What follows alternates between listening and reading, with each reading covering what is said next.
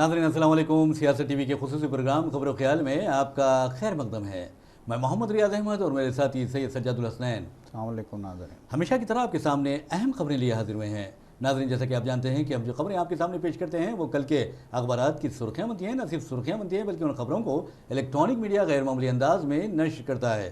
इसी तरह social media पर भी ये खबरें वायरल होती हैं। बहरहाल नाज़रीन, आज की जो सबसे अहम खबर है, हम आपको लिए चलते हैं कतर। और कतर में आप जानते हैं कि फीफा वर्ल्ड कप चल रहा है और फीफा में अब जो नतायज आ रहे हैं वो इंतहाई, मैं समझता हूँ कि हैरत अंगेज नतायज है। और आज के जो मैच खेला गया सऊदी अरब और अर्जेंटाइन के दरमियान, अर्जेंटाइन को सऊदी अरब ने 2-1 से शिकस्त दे दी। इस मैच के नतायज को जो नतीजा बरामद हुआ है उससे एक कहा जा रहा है कि हिस्टोरिकल शॉक है, हिस्टोरिकल अपसेट है ये। और ये नतायज जो सामने आ रहे हैं उससे ऐसा लगता है कि एक नए दौर का आगाज होने वाला है फुटबॉल के जहां तक ताल्लुक है मशरिक वुस्ता में। तो बहरहाल फेवरेट टीम है अर्जेंटाइन। और अर्जेंटाइन के बारे में आपको बताता हूं कि ये 2 मरतबा की आलमी चैंपियन रह चुकी है और तीसरे नंबर पर, यानी जो रैंकिंग के हिसाब से अगर देखा जाए तो फीफा रैंकिंग के हिसाब से ये तीसरे नंबर पर है, जबकि सऊदी अरब 91 यानी 51वें नंबर पर मौजूद है।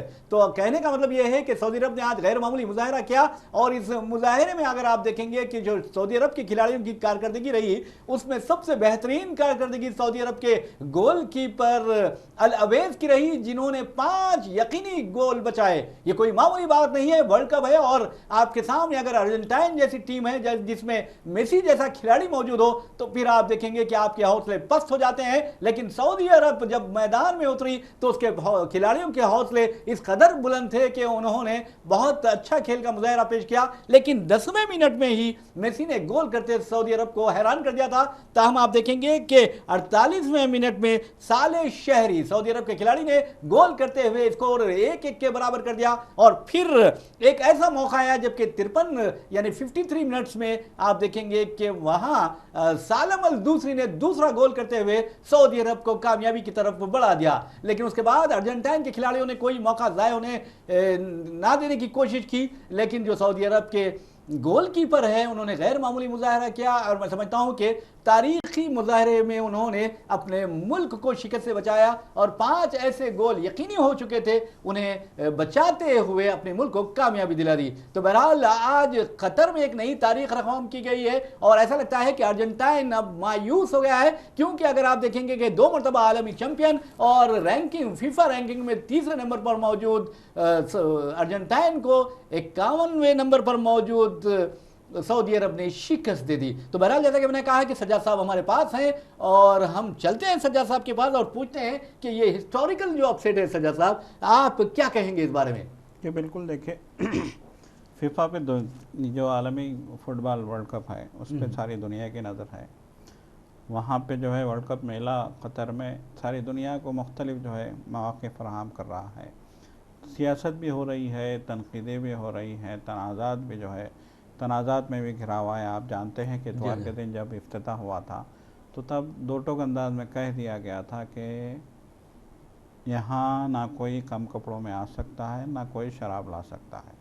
तो यकीनन ये जो सख्त तरीन जो है कतर के कवानीन बनाए गए हैं और सख्त तरीन जो है ज़वाबित का जो है एहतमाम किया गया है। जी जी। चीफ सिक्योरिटी अफसर का जो है दो टोक अंदाज में, जाहिर सी बात है कि आप फुटबॉल को अगर हम देखते हैं तो ये यूरोप का फेवरेट खेल है। जी जी।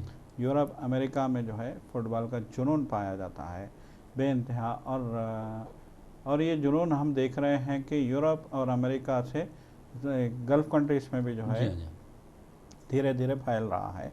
और गल्फ़ कंट्रीज़ में भी इसका जुनून हमने देखा है। अरबों में भी बहुत ज़्यादा जो है फ़ुटबॉल को लेकर जुनून पाया जाता है, ये हमने देखा है। तो यहाँ देखिए सबसे अहम तरीन बात, जैसा कि 4 दिन से तो ये चल रहा है, एक मुकाबले चल रहे हैं। इंग्लैंड ने जो है ईरान को हराया और क़तर की भी इसमें हार हुई थी, इब्तिदाई मैच क़तर का था।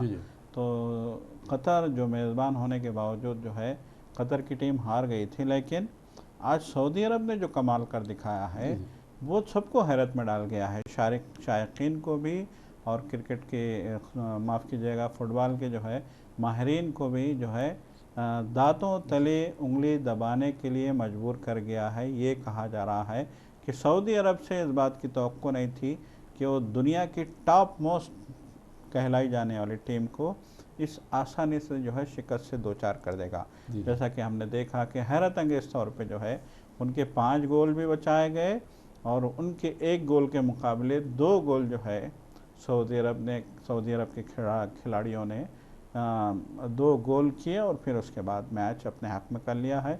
यकीनन जो है ये सऊदी अरब ही की नहीं बल्कि आलम अरब की जीत महसूस होती है। तो बिल्कुल प्यारी बात कही है सजा साहब ने कि ये सऊदी अरब की नहीं बल्कि आलम अरब की जीत है। और आपको बता दूं कि सारे आलम अरब में इस कामयाबी का जश्न मनाया जा रहा है। हालांकि सऊदी अरब का ये पहला मैच था फीफा के 22वें एडिशन का। तो आपको बता दूं कि 1930 में फीफा वर्ल्ड कप का आगाज हुआ और ये 22वां एडिशन है जो कतर में खेला जा रहा है, कतर में जिसका इंतजाम किया गया है। और वैसे भी नाज़रीन आपको बता दूं कि जहां सऊदी अरब ने आज अर्जेंटाइन को शिकस्त दी और देकर अरबों को एक खुशी का मौका फराहम किया, वहीं आप देखेंगे कि स्टेडियम में मौजूद हजारों शायकीन में एक ऐसी शख्सियत थी जिसने सऊदी अरब का परचम उठाते हुए सऊदी अरब के जो खिलाड़ी हैं उनकी हौसला अफजाई की। मेरी मुराद है अमीर कदर साहिब समो शेख तमीम बिन हमद अल सानी से, जिन्होंने आप देखेंगे किस तरह के कुछ साल पहले किस तरह के हालात बन गए थे, उसके बाद भी उन्होंने सऊदी परचम उठाते हुए सऊदी खिलाड़ियों की हौसला अफजाई की और इसका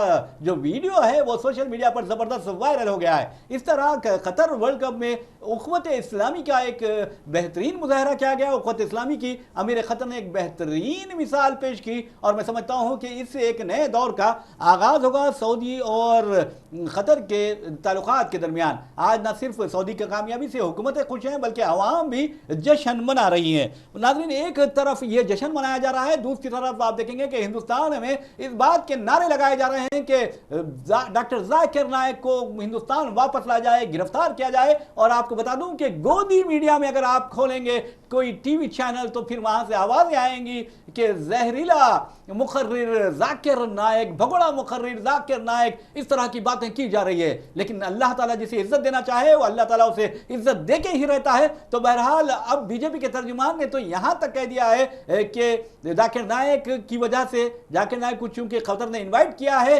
तबलीग के लिए और वो एक दाई हैं, तो ऐसे में गोवा से ताल्लुक़ रखने वाले बीजेपी के एक तर्जुमान ने पुरजोर मुतालिबा किया है हुकूमत से और आवाम से भी कहा है कि वो कतर में खेले जा रहे फीफा वर्ल्ड कप का बायकॉट करें। तो बहरहाल इस तरह की बातें आ रही हैं, लेकिन कहा यह जा रहा है कि जाकिर नाइक की वहां आमद के साथ ही कई लोगों को ईमान की रोशनी मिल गई है। और अब तक ये जो रिपोर्ट्स हमारे तक आ रही हैं उसमें बताया गया है कि टूर्नामेंट के आगाज से पहले यानी फीफा के आगाज से एक हफ्ता कबल ही तकरीबन 558 लोगों ने दामन इस्लाम में पनाह ली और उसके बाद मुसलसल लोग इस्लाम कबूल करते जा रहे हैं। और कतर ने खास तौर पर एक खुसूसी हिकमत अमली तैयार की है और इसके लिए 2000 से जायद मुबल्लिगीन की खिदमत हासिल की गई हैं जो मुख्तलिफ ज़बानों में लोगों को दीन की दावत पेश कर रहे हैं, इस्लाम की दावत दे रहे हैं और सीरत नबी सल्लल्लाहु अलैहि वसल्लम से वाकिफ करवा रहे हैं। तो बहरहाल ये भी कहा जा रहा है कि स्टेडियम में तकरीबन 8 स्टेडियम्स वहां बनाए गए हैं और उन 8 स्टेडियम्स में नशिस्तों पर आपको किताबचे वहां पर मिलेंगे और कुछ खजूर का एक पैकेट वहां पर मिलेगा, पानी वहां पर मिलेगा और मशरूबात वहां पर जो बैठते हैं उन्हें मिलेंगे। और उसके बाद और इस्लाम के बारे में अगर वो जानना चाहें तो वो उस किताबचे का मुतालिबा करेंगे यानी बुकलेट का मुतालिबा करेंगे जो मुख्तलिफ ज़बानों में है। अंग्रेजी में आपको दस्तियाब है, उर्दू में दस्तियाब है, हिंदी में, तेलुगु में और तब तकरीबन दुनिया के तमाम लैंग्वेजेस खासतौर पर फ्रेंच वगैरह में भी ये बुकलेट्स दस्तियाब हैं, ये कहा जा रहा है। तो बहरहाल अब ऐसा लगता है कि जाकिर नाइक के कतर पहुंचने पर हिंदुस्तान में खास तौर पर जो गोदी मीडिया है वो जो चीखो पुकार कर रहा है, लेकिन आप देखेंगे कि हमारे एक मरकजी वजीर ने वाज़ेह तौर पर कहा है कि जाकिर नाइक हिंदुस्तान की नहीं मलेशिया की शहरी है और अब हमें उस पर तवज्जो देने की ज़रूरत नहीं है। तो सज्जा साहब आप क्या कहते हैं? जी देखिए, जाकिर नाइक को बुलाया गया था कतर की जानिब से जी। कतर ने दुनिया के मुख्तलिफ मुल्कों के मुख्तलिफ जो है लोगों को गेस्ट के तौर पे बुलाया था, लेकिन जाकिर नाइक को बुलाया गया है तो गेस्ट के तौर पे नहीं बल्कि वहाँ पे मुबल्लिग के तौर पे उनको बुलाया गया है। तो कतर ने दुनिया भर से मुबल्लिगीन को भी जो है वहाँ पे इस्लाम के बारे में लोगों में बेदारी पैदा करने और इस्लाम के बारे में जो गलतफहमियाँ हैं वो दूर करने और इस्लाम की अहमियत को लोगों के सामने जो आएंगे, जो फुटबॉल देखने के लिए सारी दुनिया से लोग आ रहे हैं, उनके सामने इस्लाम की सही तस्वीर पेश करने के लिए मुबल्लिगीन का जो है मतलब है कि बुलाया गया है ख़ास तौर पे।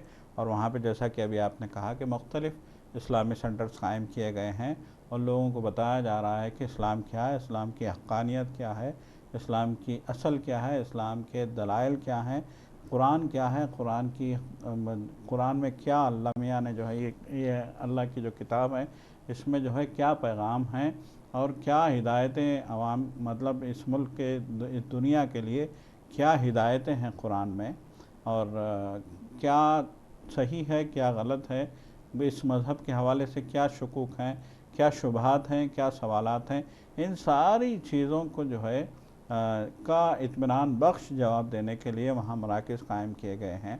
और फिर लोगों को जो सवाल करते हैं या जिनके दिल में जो है तजस्सुस पाया जाता है इस्लाम के हवाले से, उनके लिए भी जो है बाज़ाब्ता मराकज़ वहाँ पे कायम किए गए हैं, सेंटर्स बनाए गए हैं कि आपके पास अगर कोई डाउट है या आपको कुछ सवाल करना है तो आप वहाँ पे जाइए, आप अपना सवाल करें, आपको जवाब मिलेगा। तो इसके लिए मुबल्लिगीन जो है दुनिया भर से वहाँ पे लगाए गए हैं। और जैसा कि आपने कहा कि जहाँ मुख्तलिफ़ ज़बानों में मकतूबा मतलब है कि किताबचे रखे जा रहे हैं, वहीं मुख्तलिफ़ ज़बानों पे अबूर रखने वाले लोगों को भी वहाँ बुलाया गया है। यकीनन ज़ाकिर नाइक को जो है उर्दू भी आती है, हिंदी भी आती है, अंग्रेज़ी भी आती है, तो यहाँ मतलब है कि इस जनूबी एशिया से जाने वालों के लिए वो एक बेहतरीन तर्जुमान साबित होंगे। तो इस मकसद के तहत क़तर ने ज़ाकिर नाइक को भी वहाँ बुलाया है। तो यकीनन देखिए वो क़तर का अपना जो है काम है, उनकी अपनी कोशिशें हैं। जैसा कि उन्होंने कोशिश ये की है कि जो इस्लाम है उसकी जो है जो इस्लाम की पाकी है, इस्लाम का जो मतलब है कि जो पैगाम है उसको इस फुटबॉल के ज़रिए आम करें, ये क़तर की कोशिश है। क़तर ने जैसा कि हमने देखा कि फ़ुटबॉल की जो है वर्ल्ड कप का आगाज़ कुरान पाक की तिलावत से होता है और फिर हम देखते हैं कि मुख्तलिफ़ जो है उलमा कराम को जो है मौका दिया जाता है तकरीरों का, तो उन्हीं उलमा कराम के साथ साथ ज़ाकिर नाइक को भी जो है तकरीर करने का अपना जो है अपनी बात रखने का और लोगों को इस्लाम के हवाले से जो है तफसीलात फराहम करने का मौका दिया गया था।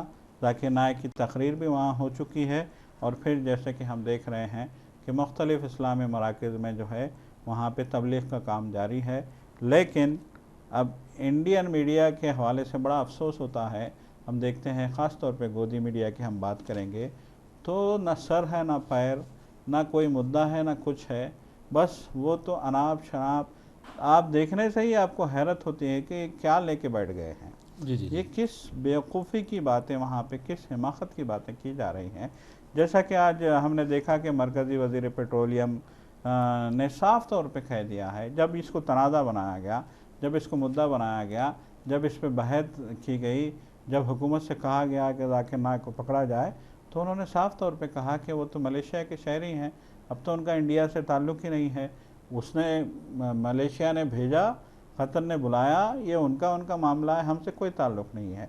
दो टोक अंदाज में पेट्रोलियम के वज़ीर ने, मरकज़ी वज़ीर पेट्रोलियम ने इस सिलसिले में दो टोक अंदाज में जवाब दे दिया है मीडिया वालों को भी।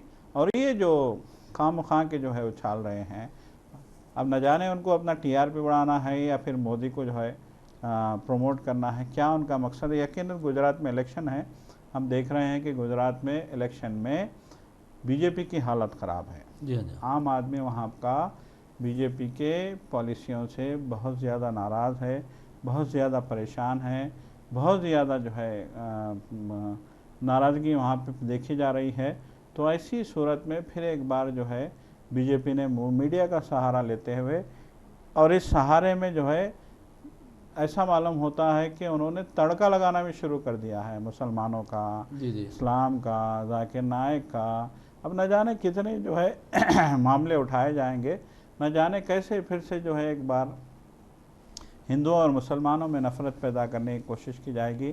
तो ये कोशिशें की जा रही हैं, लेकिन आम आदमी अब इनकी पॉलिसियों को, इनके हथकंडों को, इनके एजेंडों को बहुत अच्छी तरीके से समझ रहा है इसलिए आम आदमी को इस मसले से कोई दिलचस्पी नहीं है। बिल्कुल सही कहा। बहरहाल नाज़रीन, आपको बता दूं कि जहाँ तक जाकिर नाइक का सवाल है तो आप अच्छी तरह जानते हैं कि किस तरह हिंदुस्तान में उनके खिलाफ मनी लॉन्ड्रिंग के इल्ज़ाम आयद किए गए, मुकदमात दर्ज किए गए, और फिर उनकी जो तंजीम थी और पीस टीवी अगर आप देखेंगे उस पर भी पाबंदी आयद कर दी गई और उनका घेरा तंग कर दिया गया, और जिसके नतीजे में वो मलेशिया मुंतकिल हो गए। और उनका कसूर जो बताया जा रहा है कि दहशतगर्दी को फ़रोग देने में उनका हाल यानी बहुत ज़्यादा रोल या किरदार है, तो ये कहा गया और इस तरह की बातें की गई। तो बहरहाल वो फिल वक्त मलेशिया में है, मलेशिया ने उन्हें अपना शहरी बनाया है ये कहा जा रहा है, लेकिन अब तक उस बात की तस्दीक नहीं हुई है, लेकिन मलेशिया में वो ज़रूर हैं। लेकिन हिंदुस्तान का जहाँ तक बात है, हमारे मुल्क हमारे वतन अजीज़ की जहाँ तक बात है, तो आप देखेंगे कि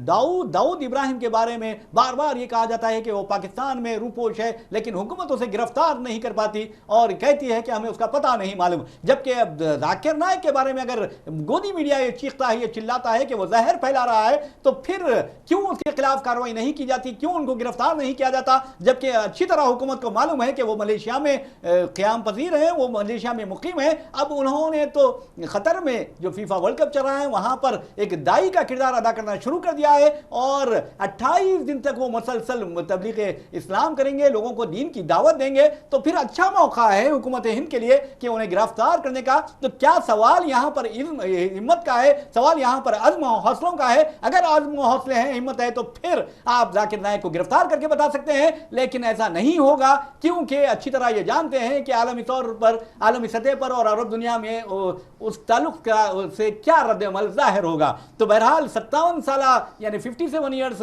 जाकिर नाइक फिल वक्त कतर में है और कतर में वो यानी मुबल्लिग दीन का किरदार अदा कर रहे हैं। और आपको ये भी बता दूं कि कतर में 8 स्टेडियम तैयार किए गए और कतर ने तकरीबन 12 साल के दौरान जो तैयारियां की हैं उस पर तकरीबन 300 अरब डॉलर्स खर्च किए हैं। ये कोई मामूली बात नहीं है और ये फोर्ब्स वगैरह में भी ये रिपोर्ट्स आई हैं। जबकि गुज़िश्ता जो वर्ल्ड कप खेला गया था रूस में, उसमें रूसी हुकूमत ने सिर्फ 18 अरब डॉलर खर्च किए थे। तो आप अंदाजा कर सकते हैं कि कतरी हुकूमत ने एक सहरा को सब्जे में तब्दील कर दिया है और एक रेगिस्तान को गुलजार बना दिया है। ऐसे में अगर आप देखेंगे कि कतर की एक छोटा सा मुल्क जो 12,000 किलोमीटर रकबे पर मुहित है, वो अगर तरक्की कर सकता है तो हिंदुस्तान इस कदर अजीम शान मुल्क है। लेकिन फिरका परस्त दरिंदों ने हिंदुस्तान को तबाही और बर्बादी की राह पर डाल दिया है। अगर तरक्की करना है तो मोहब्बत से की जा सकती है, अगर तरक्की करना है तो अमन व अमान से की जा सकती है, अगर तरक्की की पर मुल्क को गामजन करना है तो फिर हमें उखवत व भाईचारगी और अमन और हम हिंदुस्तानी का नारा लगाना होगा। यह नारा नहीं लगाना होगा कि देश के गद्दारों को गोली मारो डाइजाज को। इस तरह के जो नारे लगाए जाते हैं वो मैं समझता हूं कि जो नारे लगाते हैं वो भी गद्दार होते हैं। और क्यों होते हैं ये सवाल करेंगे सज्जाद साहब से। जी देखिए, ये एक सबसे बड़ा जो है मसला यही है कि हमने फ़िरक़ा परस्ती का ऐसा माहौल पैदा कर दिया है इस मुल्क में जी कि हम उससे आगे सोचना ही नहीं चाहते। अब देखिए, आज अगर हम आज की बात करें तो वज़ीर आज़म ने ज़ोर शोर से जो है 71,000 अपॉइंटमेंट लेटर्स जी बेरोज़गार नौजवानों में बांटे, जिनके इंटरव्यूज़ हो चुके थे जी जिनकी प्रोसेसिंग हो चुकी थी, सारा जिनका काम हो चुका था, जिनको सिर्फ तकर्रुरनामा देना था, तो उनको 18,000 तकर्रुरनामे उन्होंने जो है बांटे। वज़ीर आज़म ने दिल्ली में जो है इसके लिए ख़ास तौर पे जो है वीडियो कॉन्फ्रेंस रखी गई थी। दुनिया के मुख्तलिफ़ शहरों से जो है जोड़ा गया था उन नौजवानों को जिनको जो है तकर्रुरात मिलने थे। तो अब यहाँ देखिए, सबसे बड़ा मसला यही है, कांग्रेस ने यही सवाल किया है कि यही मोदी जी थे जिन्होंने 2014 में ऐलान किया था कि हर साल 2 करोड़ नौकरियां दी जाएंगी। जी जी। उन्होंने कहा कि 30 लाख नौकरियां फ़िलहाल वेकेंट हैं। मतलब ये कि मुख्तलिफ दफातर में जो लोग रिटायर्ड हो चुके हैं उनकी असामियां जो खाली हैं वो 30 लाख से ज़्यादा हैं, उनका कहना है। और भी जो नौकरियां देना है वो तो अपनी जगह है, जो आपने कहा था कि 2 करोड़ नौकरियां हमने देना है वो तो अपनी जगह है, वो तो आपको देना है। लेकिन 30 लाख तो अब खाली थे। कम से कम 30 लाख ही आप अपॉइंटमेंट लेटर बांटे होते तो हम कहते कि ठीक है, कम से कम आपने जो है जो खाली थी कुर्सियां उनको भरा है। जो लोग रिटायर्ड होके गए थे, जो जिन लोगों के जो है रिटायर्ड होने से या फिर जो है किसी और वजह से कुर्सियां खाली हुई थी, उनको कम से कम आपने 30 लाख भरा है। आपने 70,000 नौकरियां बांट के ऐसे आपने जो है हंगामा कर दिया है। बाज़ाब्ता जो है इसके लिए वीडियो कॉन्फ्रेंस का एहतमाम किया गया, बाज़ाब्ता मीडिया में धूम चल रही है, सुर्खियाँ लग रही हैं। तो कांग्रेस ने कहा है कि हैरत होती है कि गुजरात में इलेक्शन है और आप जो है अब 10 साल बाद, जबकि 2024 में 2023 में आपको इलेक्शन के लिए जाना है, अब महज 1 साल रह गया है, तो आप 2024 में तो इलेक्शन का मौसम शुरू हो जाएगा, तो 2023 में आपको इलेक्शन के लिए जाना है। ऐसे टाइम पे गुजरात में आपके पैरों तले से ज़मीन खिसक रही है, तो भी आप दे रहे हैं तो 70,000 नौकरी, 71,000 नौकरी आप दे रहे हैं। तो यही कहा गया है कि आपने इन 10 सालों में सिर्फ नफ़रत की जो है राजनीति की है, सिर्फ नफ़रत भरी है, सिर्फ एक तबके को निशाना बना के आपने अपना उल्लू सीधा किया है। सीधी बात अगर कही जाए तो तरक्की कैसे होगी अगर आप तरक्की के बजाय सिर्फ बड़े बड़े दावे करते रहेंगे और लोगों को जो है झूठ का सहारा लेकर धोखा देते रहेंगे। यकीनन कतर, जैसा कि आपने कहा, एक छोटा मुल्क होने के बावजूद 18 लाख नफूस पे मुश्तमिल, 70 मुरबा किलोमीटर पे मुश्तमिल एक छोटा सा मुल्क होने के बावजूद कतर ने इतना बड़ा कारनामा अंजाम दिया है कि दुनिया दंग रह गई है देख के कि कैसे उन्होंने जो है एक सहरा को एक शहर बना दिया, फीफा का जो है शहर बना दिया है। और हम क्या कर रहे हैं? हम सिर्फ नफ़रत कर रहे हैं। हम अपने लोगों को नौकरी नहीं दे सकते, हम अपने लोगों का ठीक से इलाज नहीं कर सकते, हम अपने लोगों की सहूलतों के लिए इक़दामात नहीं कर सकते, हम गरीबों को खाना नहीं दे सकते, तो हम क्या कर सकते हैं? ये सबसे बड़ा सवाल है। बहरहाल एक सवाल अब नाज़रीन आपको बता दूं कि शाहरुख खान का जो घर है मन्नत, उसके बारे में भी उठा रहा है और ख़ासतौर पर मन्नत की जो नेम प्लेट है वो आजकल काफ़ी चर्चे में है। मिसाल के तौर पर कहा जा रहा है कि उस नेम प्लेट में हीरे जड़े गए हैं, लेकिन ऐसा नहीं है, क्योंकि शाहरुख खान जो भी करते हैं उसकी बहुत ज़्यादा तशहीर हो जाती है और वो एक खबर बन जाती है। तो कहा यह जा रहा है कि शाहरुख खान का जो मुंबई में घर है मन्नत जिसका नाम है, वो उसकी नेम प्लेट खुद उनकी अहलिया गौरी खान ने तैयार की है और उसके बारे में गौरी खान को अब अपने इंस्टाग्राम अकाउंट पर ये वजाहत करनी पड़ी कि जो यानी नेम प्लेट है उसमें हीरे इस्तेमाल नहीं किए गए बल्कि ट्रांसपेरेंट मटेरियल है और उसके साथ गिलास क्रिस्टल्स इस्तेमाल किए गए हैं और उन्होंने खुद ये डिज़ाइन किया है नेम प्लेट। उनका ये भी कहना था कि चूंकि अगर आपका जो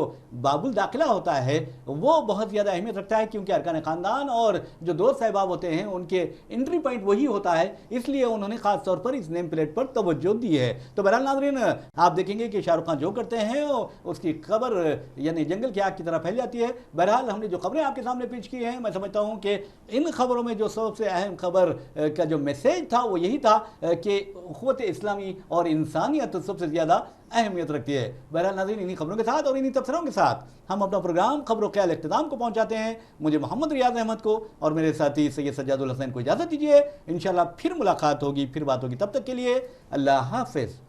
खुदा हाफ़िज़।